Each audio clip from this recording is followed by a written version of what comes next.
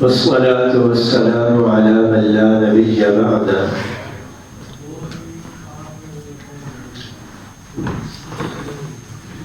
اللہ رب العزت کی توفیق کے ساتھ آپ احباب نے سورہ آل عمران کی مکمل تلاوت سماعت کی ہے۔ 2 رکوع کی تلاوت آپ نے گزشتہ دن نماز کے اندر سماعت کی تھی۔ اس سورت کے 20 رکوع ہیں، 200 آیات ہیں۔ اس کی فضیلت رسول اللہ صلی اللہ علیہ وسلم نے سورۃ البقرہ کے ساتھ بیان کی ہے۔ فرمایا جو ان 2 سورتوں کو پڑھتا ہے وہ باعث سے برکت ہے، جو ان کو چھوڑ دیتا ہے وہ باعث سے حسرت ہے۔ اللہ تعالیٰ ان کی تلاوت کی ہمیں توفیق نصیب فرمائے۔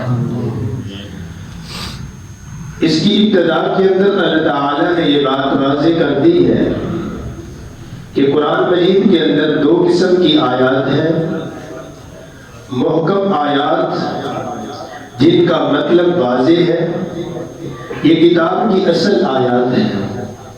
پھر ہے متشابہات جن کا مطلب اللہ تعالیٰ نے واضح نہیں کیا لیکن ان کا حکم انسان کے لیے عام ہے، اس کی تلاوت انسان کے لیے عام ہے، لیکن اللہ تعالیٰ نے یہ بات واضح کر دی ہے کہ جن کے دلوں کے اندر کجی ہے، ایمان نہیں ہے، ان لوگوں کی حالت یہ ہے کہ وہ مشابہ آیات کے پیچھے بھاگتے ہیں تاکہ گمراہی پھیلا سکے، فتنہ پیدا کر سکے، لوگوں کو گمراہ کر سکے، ان کے اندر اشکال پیدا کر سکے تاکہ لوگ قرآن سے دور ہو جائیں، حدیث سے دور ہو جائیں۔ اور بدقسمتی یہ ہے کہ یہ فتنہ عوام الناس کی بجائے بعض اہل علم جو محراب و ممبر کے بارے سے وہ اس فتنے کے شکار ہو چکے ہیں۔ جب ایسے لوگ اس فتنے کا شکار ہوں گے تو پھر لوگوں کے لیے ہدایت کی راہ پر چلنا بہت مشکل ہو جائے گا۔ یہ بھی ایک زندگی کے اندر بہت بڑا فتنہ ہے، اللہ ہم سب کو اس فتنے سے محفوظ فرمائے۔ تو اللہ تعالیٰ نے بات واضح کر دی ہے کہ جن کے اندر ایمان ہے وہ ان پر ایمان رکھتے ہیں کہ ہمارے اللہ کی طرف سے حکم آ گیا ہے، یہ قرآن ہے، ہمارا ایمان ہے، جو اللہ نے فرما دیا وہ حق اور سچ ہے۔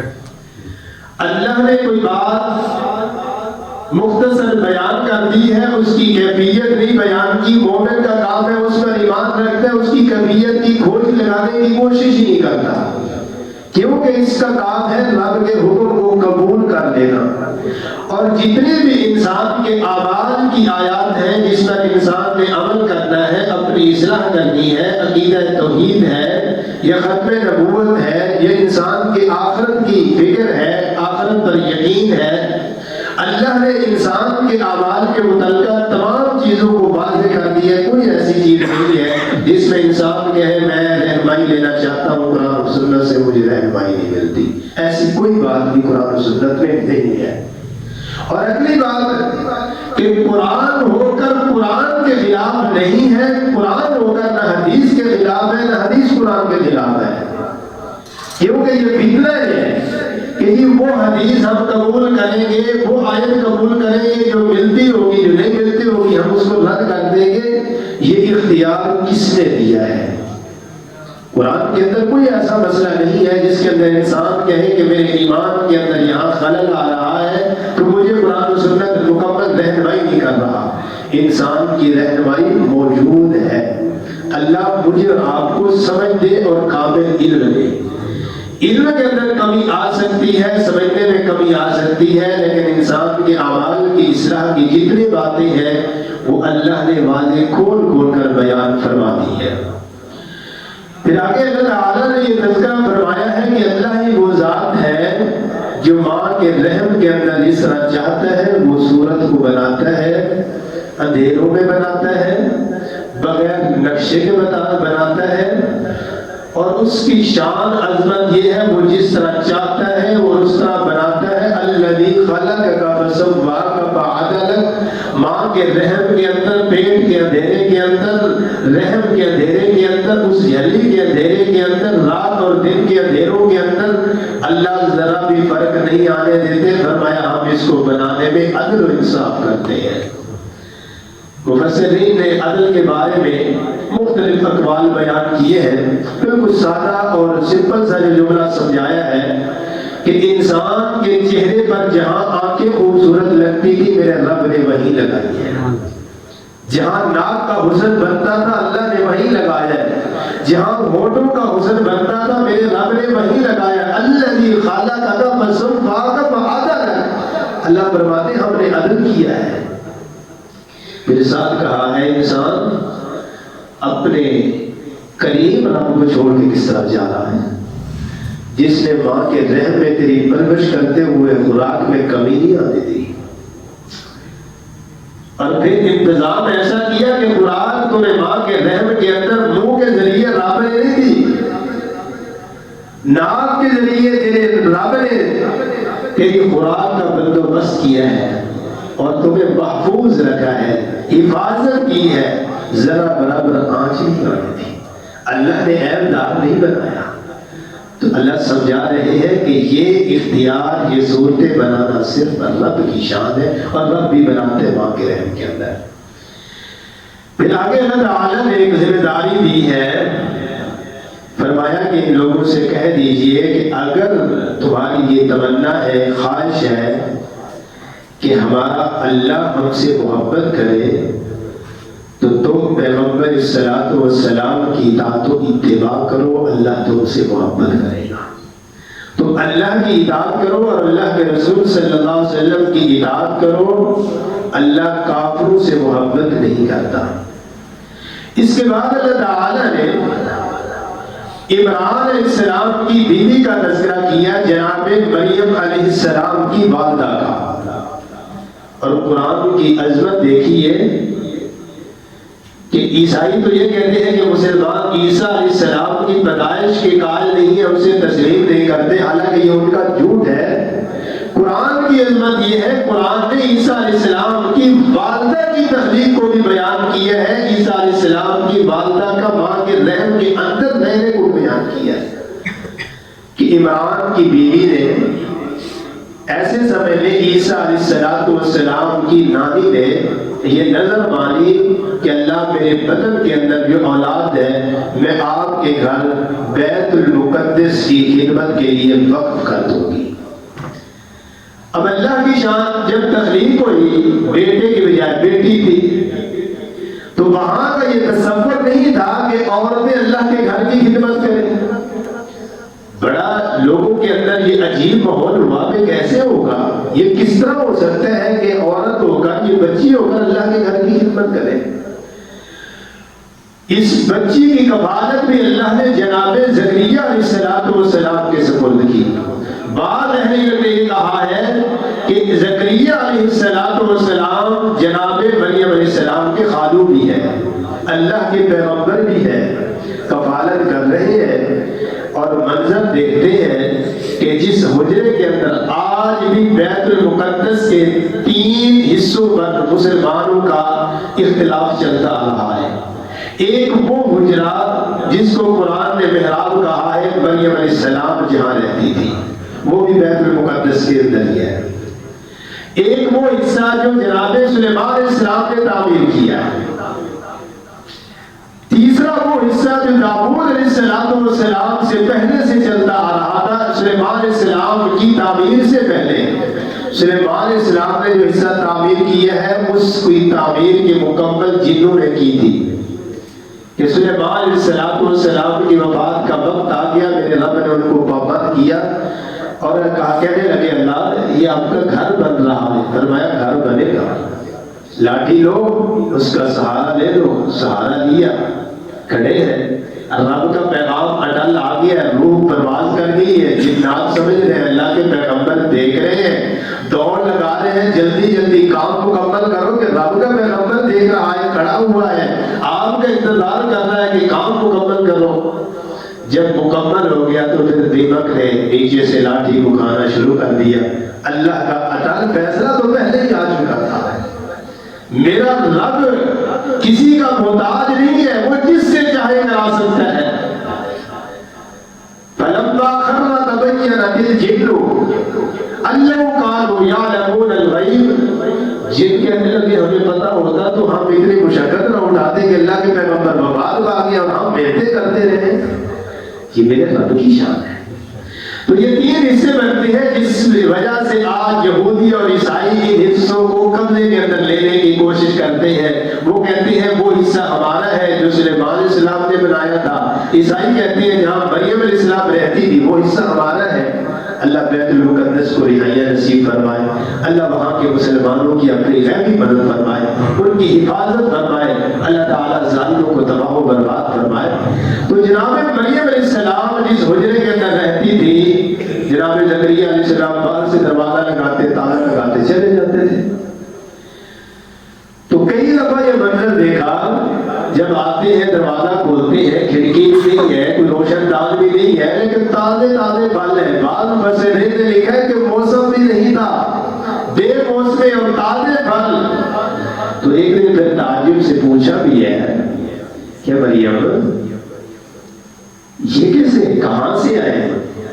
اللہ کی بندی تھی, توحید والی تھی. یہ نہیں کہا میری کرامت ہے, میرا کمال دیکھ لو, میں بیٹھی ہوں تو میری رحمتیں آ رہی ہیں. نہیں, کہا قالت هو من عند اللہ ان اللہ یرزق من یشاء بغیر حساب. یہ اللہ تعالیٰ کی طرف سے آئے ہیں اور اللہ جس کو چاہتا ہے بغیر حساب ہی دے دیتا ہے. مالک پھر پیمانہ نہیں رکھتا, بغیر پیمانے ہی دے دیتا ہے. یہاں پہ ایک بات رسول اللہ صلی اللہ علیہ وسلم کی حدیث عرض کر دو. نبی علیہ السلام نے فرمایا جو بغیر گنتی کے رب کے راستے میں خرچ کرتے اللہ بھی پھر بغیر گنتی کے دیتا ہے. یہ خرچ کرتے ہوئے حساب لگاتے ہیں, ہفتے والے دن اتنے دیے تھے, فلاں جمعے اتنے دیے تھے, مہینے بعد اتنا چندہ دیا ہے. یہ کون کرتے تو میرا رب بھی کون کرتا ہے. اللہ فرماتے ہیں پھر تو گن رہا ہے, اب دیکھنا گن کے ملے گا. جب یہ اپنی طاقت کے مطابق بغیر گنے دیتا ہے تو اللہ بھی بغیر گنے دیتا ہے. اور اس کے اندر اللہ نے یہ نہیں کہا کہ ہر بندہ ہی کہ اتنے اتنے دے تو پھر اس کا اللہ کے ہاں خرچ لکھا جائے گا. کسی کو 10 دینے کی طاقت ہے وہ 10 خرچ کر دیتا ہے, کسی کو 50 دینے کی طاقت ہے وہ 50 خرچ کر دیتا ہے. وہ اپنی طاقت کے مطابق دے رہا ہے, رب بھی اپنی طاقت کے مطابق کھلا ہی دیتا رہے گا. اللہ ہمیں ان لوگوں میں شامل فرما دے جو اپنے اللہ کے قرب کے لیے خرچ کرتے رہتے ہیں. تو یہ منظر دیکھا, زکریا علیہ السلام نے بہت داڑھی سفید ہو چکی ہے, بیوی بھی بوڑھی بھی ہو چکی ہے, بانج بھی ہے, عمر بڑی گزر گئی ہے, بعد میں 100 سال سے اوپر ذکر کی ہے. دل کے اندر خیال آ گیا کہ جو رب بے موسم پھل مریم کو اس بند کمرے میں دے سکتا ہے تو مجھے بے موسمی اولاد کیوں نہیں دے سکتا؟ یہ تو دنیا والوں کے لیے بات ہے نا کہ عمر اتنی ہو تو پھر جوانی ہو تو پھر اولاد آئے گی. مالک کے لیے تو کوئی مشکل نہیں ہے. اسی جگہ اسی کمرے میں اللہ کے سامنے نماز شروع کر لی اور اللہ نے منظر بیان کیا فنادته الملائکۃ وهو قائم یصلی فی المحراب. اللہ کہتے ہیں حجرے میں نماز میں کھڑے تھے, جناب زکریا علیہ السلام میرے رب نے بشارت دے دی, رب سے مانگ رہے تھے کہ اللہ مجھے اولاد چاہیے. رب هب لی من لدنک ذریۃ طیبہ انک سمیع الدعاء. اللہ نیک صالح اولاد چاہیے, مجھے ہبہ کر دے. ہبہ کا معنی ہوتا ہے کہ کچھ لینا نہیں ہے, مفتی مجھے دے دے. اور بعض نے اس کا یہ معنی بھی کیا ہے کہ آپ کے بغیر کسی کو دینے کی طاقت ہی نہیں ہے اور میں بھی اس قابل نہیں ہوں کہ یہ چیز میں لوں, میری بھی طاقت صلاحیت نہیں ہے. اللہ سے مانگا, اللہ نے بشارت دی. پھر کہتے ہیں اللہ کوئی نشانی دے دے, مجھے اس بڑھاپے میں اولاد, بیوی میری بانج ہو چکی ہے, کمر جھک چکی ہے, اس عمر میں اولاد تو یہ عقل نہیں مانتی. 3 دن تک فرمایا تم کلام نہیں کر سکو گے, اللہ کا ذکر کرتے رہو گے, عبادات کے اندر بات چلتی رہے گی, کسی کے ساتھ بات نہیں کر سکو گے. وہ نشانی پوری ہوگی. اللہ نے اولاد دی اور میرے رب نے بتا بھی دیا کہ وہ نبی بھی ہوگا, سردار بھی ہوگا, یہ اعزاز بھی دے دیا. پھر آگے اللہ تعالیٰ نے مریم علیہ السلام کا پھر دوبارہ تذکرہ کیا, یعنی کہ درمیان میں مریم علیہ السلام کا تذکرہ چلتے ہوئے جناب زکریا علیہ السلام کا ذکر آ گیا, اس کے بیٹے کا ذکر آ گیا.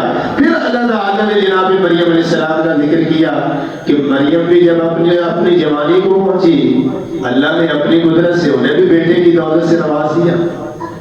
پریشان ہوئی اللہ جب جبریل آئے نا تو اللہ آپ کو بیٹا دے رہے ہیں. کہنے لگی مجھے تو کسی انسان نے بشر نے چھوا تک نہیں، میرا نکاح نہیں ہوا، میں گنہگار نہیں ہوں، یہ کیسے ہو سکتا ہے، یہ ناممکن چیز ہے. تو فرشتے نے ایک ہی جواب دیا، یہ اب تیرے اللہ کا حکم ہے، یہ رب کا حکم ہے. اور اللہ کی شان دیکھیے، زکریا علیہ السلام کے لیے اللہ فرماتے ہیں یفعل ما یشاء. زکریا پریشان ہو رہا ہے، ہم جیسے چاہے کر سکتے ہیں، بڑھاپے میں بھی اولاد دے سکتے ہیں. مریم علیہ السلام کی بیٹے کی باری آئی، فرمایا یخلق ما یشاء، ہم جیسے چاہے ویسے تخلیق کر سکتے ہیں. کہ ہم بغیر باپ اور ماں کی تخلیق کر سکتے ہیں، بغیر ماں کے ہم حوا کو پیدا کر سکتے ہیں. تو یہ عیسیٰ علیہ السلام کو بغیر باپ کے پیدا کرنا ہمارے لیے کوئی مشکل نہیں ہے. فرمایا کہ اس کی مثال تو آدم علیہ السلام جیسی مثال ہے کہ آدم کو بغیر ماں اور باپ کے ہم نے پیدا کر دیا، تو عیسیٰ علیہ السلام کو پیدا کرنا کون سا مشکل ہے. تو اللہ تعالیٰ نے یہ تذکرہ کیا جناب مریم اور جناب عیسیٰ علیہ السلام کا، جناب زکریا علیہ السلام کا. اس کے بعد اللہ تعالیٰ نے فرمایا کہ اہل کتاب کو یہ بات کہہ دو کہ تم اس بات کی طرف تو آ جاؤ کہ تمہارے ہمارے درمیان مشترکہ. قل یا اہل الکتاب تعالوا الی کلمۃ سواء بیننا وبینکم. توحید کا تمہیں بھی حکم ہے، توحید کا ہمیں بھی حکم ہے. اللہ کی عبادت کی طرف تو آؤ نا، توحید کی طرف تو آؤ. یہاں تو کوئی میرے تمہارے ہمارے درمیان کوئی اختلاف نہیں ہے. لیکن ان کی بدقسمتی، وہ محروم رہے. پھر آگے اللہ تعالیٰ نے رسول اللہ صلی اللہ علیہ وسلم کی نبوت کا تذکرہ بھی فرمایا کہ سارے انبیاء علیہ السلام کی ارواح کو اللہ نے جمع فرما کے ان سے وعدہ دیا کہ تمہاری زندگی کے اندر ایک پیغمبر آئے گا جس کا لقب ہوگا، تصدیق کرنے والا ہوگا تمہارے تمام انبیاء کی نبوت کا، اور جن پر جو اللہ کی طرف سے اترا ہے ان کی وہ تصدیق کرے گا. جس پیغمبر کی زندگی میں بھی آ جائے اس کا کام ہے اس پر ایمان لے آنا، اس کی اطاعت کرنا، اس کی نصرت کرنا. اور عیسیٰ علیہ السلام کا قرب قیامت آنا، یہ نبی علیہ السلام کی شریعت کی تعلیم دیں گے، اللہ کے قرآن کی تعلیم دیں گے، رسول اللہ صلی اللہ علیہ وسلم کی حدیث کی تعلیم دیں گے. عمدے کی حیثیت سے اب آئیں گے، نبی کی حیثیت سے نہیں، اپنی نبوت نہیں چلائیں گے. یعنی کہ عیسیٰ علیہ السلام جب تک اللہ کی زمین پر رہے تو اللہ کے نبی تھے. پھر عیسائیوں نے ان کو شہید کرنے کا، قتل کرنے کا جب منصوبہ کیا تو اللہ نے پھر ان کو زندہ آسمانوں پر اٹھا لیا. انہوں نے کوشش کی لیکن اللہ فرماتے ہیں تمہاری کوشش ناکام ہے. جس کو اللہ کو چاہے ساری دنیا بھی مل جائے، ایک بات بھی نہیں کھڑا کر سکتی. اور اللہ کی شان دیکھیے، جو جال بچھانے والا تھا، جو سب سے زیادہ دشمن تھا اور دشمنوں کا سب سے زیادہ چہیتا تھا، سارے جال بچھانے والا تھا، میرے رب نے پھانسی کے پھندے پر بھی اسے چڑھایا. اس کو لوگوں نے کہا کہ جلدی جلدی آگے چل، کل چھٹی کا دن آ رہا ہے، چھٹی ہے، کل کیسے کریں گے. جناب عیسیٰ علیہ السلام جس کمرے میں تشریف فرما تھے، یہ پھانسی کا پھندا لے کے آگے آگے، لوگ اس کے پیچھے پیچھے. اللہ نے مکان کی چھت کو کھولا، عیسیٰ علیہ السلام کو اٹھا لیا، اور یہ جو آگے چہیتا بنا ہوا عیسیٰ علیہ السلام کے لیے جال بچھا رہا تھا، اللہ نے اس کی شکل عیسیٰ علیہ السلام جیسی بنا دی. وہ جو اس سے پیار کرنے والے تھے، سب کچھ کرنے والے تھے، انہوں نے کہا یہی ہے، پکڑو اس کو پھندے پر لٹکاؤ. اس لیے آج کے صحیح کہتے ہیں کہ وہ تو سولی پر چڑھا دیے گئے. اللہ کہتے ہیں یہ شک کے اندر ہے، سولی پہ جو چڑھایا ہے، لیکن کس کو چڑھایا ہے؟ وہ جو جال بچھا رہا تھا. اللہ تعالیٰ ایسے فتنوں سے، ایسے جالوں سے ہم سب کو محفوظ فرمائے. اور یہ بات یاد رہے، جو دوسرے کے لیے کرتا رہتا ہے، ایک دن اس گڑھے کے اندر خود ہی گرتا ہے، جتنا مرضی زور لگا لے. انسان کو بظاہر پریشانی آتی ہے، اس میں کوئی شک نہیں، انسان ہی ہے. حوصلہ کبھی پست ہو جاتا ہے کہ یار دشمن بن کر میرے پیچھے لگ گیا ہے، ہر وقت میرے خلاف اس کی سازشیں ہوتی ہیں. انسان ہے، دل چھوٹا ہو جاتا ہے، کوئی ایسی بات نہیں ہے. لیکن یہ بات یاد رہے، وہ دشمن کبھی فلاح نہیں پا سکتا. جب اللہ نے کہا کہ وہ چال باز جو ہے فلاح نہیں پا سکتا، تو میرا آپ کے ایمان ہونا چاہیے یہ کم لے کہاں تک کرے گا. اور ہم اس یقین پہ آج اللہ آپ آپ ہی ہمارے مددگار ہیں، آپ کے بغیر ہمارا کوئی نہیں ہے، تو رب پھر اس دشمن کو اسی کی چال کے اندر ہی رد کر دے گا۔ آگے اللہ تعالیٰ نے کہا کہ اصل جو قیامت کے دن تمہاری کامیابی ہے، دین اسلام ہی تم سے قبول کیا جائے گا اور کوئی دین تم سے قبول نہیں کیا جائے گا، اور جو اس دین کے خلاف چلیں گے وہی خسارہ پائیں گے۔ جن کو کفر کی حالت کے اندر موت آ جائے گی، فرمایا وہ قیامت کے دن فدیے کے طور پر زمین بھر بھی سونا دے تو تب بھی ان سے سونا قبول نہیں کیا جائے گا، بلکہ ان کو دردناک عذاب دیا جائے گا، معافی نہیں ملے گی۔ آگے چوتھا پارہ شروع ہوتا ہے، اس میں اللہ تعالیٰ نے حکم دیا کہ نیکی وہ ہے جو تمہیں پسند ہو، جو چیز تمہیں پسند ہے وہی چیز دوسرے کے لیے خرچ کرنا، اسی کے اندر ہی تمہارے لیے بھلائی اور کامیابی ہے۔ پھر آگے اللہ تعالیٰ نے ایمان والوں کو حکم دیا کہ اللہ سے ڈر جو ایسے ڈرو کہ جیسے ڈرنے کا حق ہے، اور تمہیں موت بھی آئے تو اللہ کی فرما برداری میں آئے۔ اگلا حکم دیا کہ اللہ کی رسی کو مضبوطی کے ساتھ تھام لو، اللہ کی رسی اللہ کا قرآن ہے، رسول اللہ صلی اللہ علیہ وسلم کے فرامین ہے۔ آگے اللہ فرماتے ہیں تم بہترین امت ہو، اور اس کی بہتری کی اللہ تعالیٰ نے صرف یہ بیان کی ہے کہ تم برائی سے لوگوں کو روکتے ہو، اچھائی کا حکم دیتے ہو۔ اللہ مجھے اور آپ کو بھی یہ صرف نصیب فرمائے۔ آگے اللہ تعالیٰ نے غزوہ بدر کا تذکرہ کیا ہے، اختصار سے صرف عرض کر دیتا ہوں کہ غزوہ بدر کے اندر مسلمانوں کے ساتھ اللہ تعالیٰ نے فرشتوں کا وعدہ کیا، اور اللہ نے مدد کی، کامیابیوں سے مسلمانوں کو اللہ نے نوازا، اور اللہ نے یہاں پہ یہ بات واضح کی وَمَن نَّصْرُ إِلَّا مِنْ عِندِ اللَّهِ الْعَزِيزِ الْحَكِيمِ۔ اللہ فرماتے ہیں ملائکہ کا بھیجنا صرف تمہارے دلوں کو حوصلہ دینا تھا، اصل مدد تو میری ہے، اصل اللہ کی طرف سے مدد آتی ہے، ایک حوصلہ ہوتا ہے، اور حوصلہ بھی بہت بڑی نعمت ہے۔ میں اکثر کہا کرتا ہوں اگر حوصلے کی ضرورت نہ ہوتی تو پھر جناب محمد الرسول اللہ صلی اللہ علیہ وسلم کی ہستی کو نہ ہوتی، باقی تو ہم سارے کمزور ہیں۔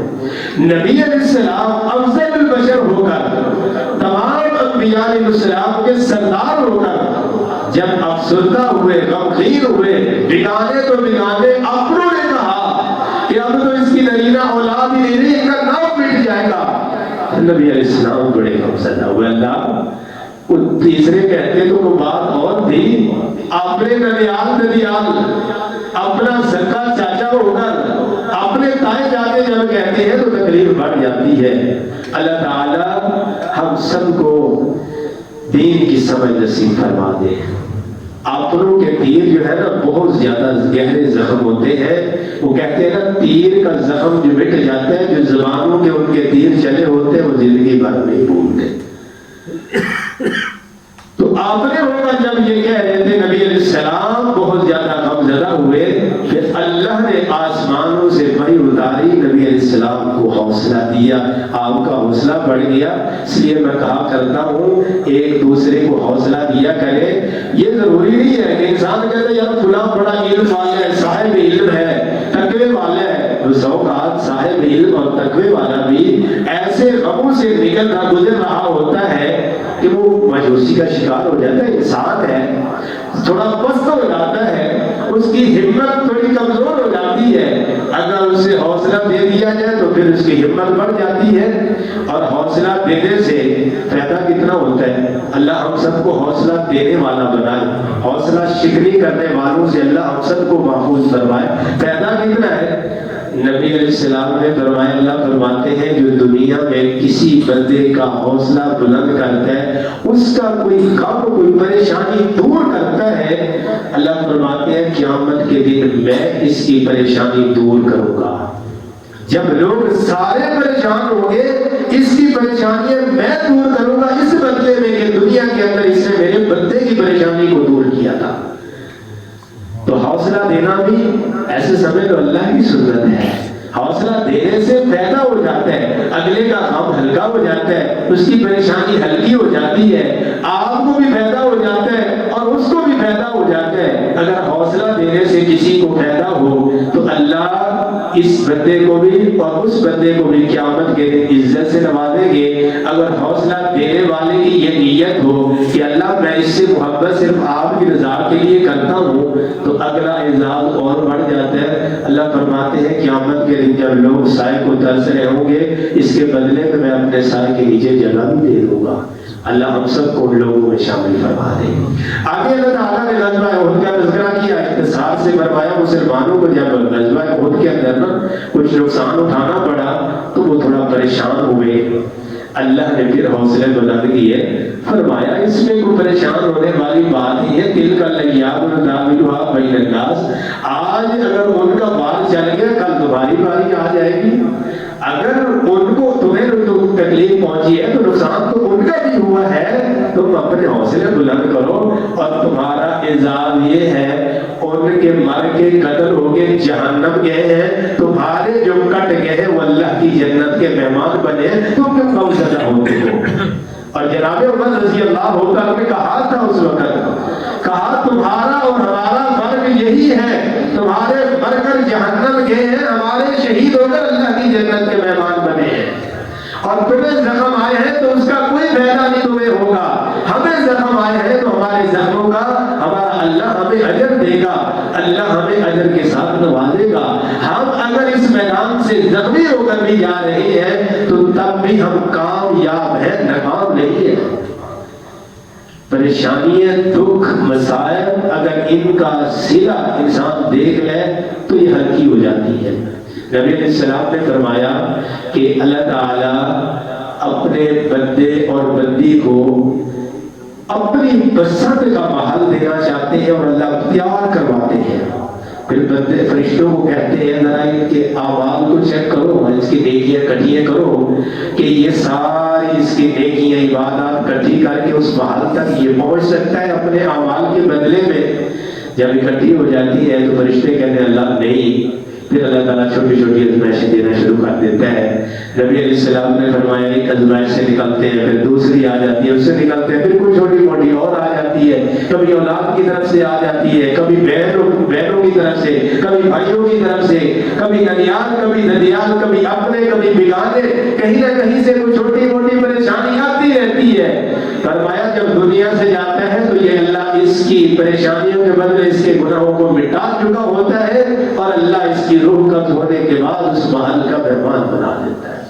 یعنی کہ مومن کے لیے یہ چھوٹی چھوٹی تکلیف آ جانا یہ بھی اعزاز ہے، صرف ضرورت اس چیز کی ہے ہمارے حوصلہ شکنی کرنے والے زیادہ ہیں، حوصلے بڑھانے والے کم ہیں، اس وجہ سے ہم کمزور انسان ہیں، ہم کمزور پڑ جاتے ہیں۔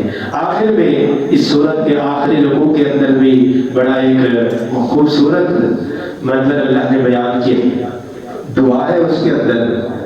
اور نبی علیہ السلام جب رات کو اٹھتے تھے نیند کرنے کے بعد تو نبی علیہ السلام اس رکوع کی تلاوت کرتے تھے، ان فی خلق السماوات والارض واختلاف اللیل والنہار۔ سورۃ آل عمران کا آخری پورا رکوع نبی علیہ السلام اٹھ کر اپنی آنکھوں کو اس طرح مسل کرتے اور پھر آپ اس رکوع کی تلاوت فرما لیتے، اٹھنے کی دعائیں پڑھ لیتے، اس کے بعد نبی علیہ السلام پھر وضو کی تیاری کرتے تھے۔ تو اس کے اندر خوبصورت دعائیں ہیں، اللہ وہ دعائیں ہمیں بھی نصیب فرمائے۔ اور اس کے اندر بڑا ایک خوبصورت دعا، ہر خوبصورت ہے، اس میں اللہ ہمارے گناہوں کو مٹا دے، ہمارے گناہوں کو ہم سے دور کر دے، اللہ ہمیں موت بھی دینا تو اپنی فرما برداری میں دینا اور اپنے نیک لوگوں کا ساتھ عطا فرمانا۔ اللہ سے دعا ہے جو چند باتیں عرض کی ہیں اللہ مجھے اور آپ کو عمل کی توفیق عطا فرمائے۔ کل قیامت کے دن اللہ تعالی ہم سب کو اسی طرح اپنے سائے کے نیچے جگہ نصیب فرمائے اور نبی علیہ السلام کے ہاتھوں سے حوض کوثر کا جام نصیب فرمائے، اور اللہ تعالی کل قیامت کے دن بغیر حساب اپنی رحمت کے ساتھ ہم سب کو جنت کا داخلہ نصیب فرمائے۔ اقول قولی ھذا والحمد للہ رب العالمین۔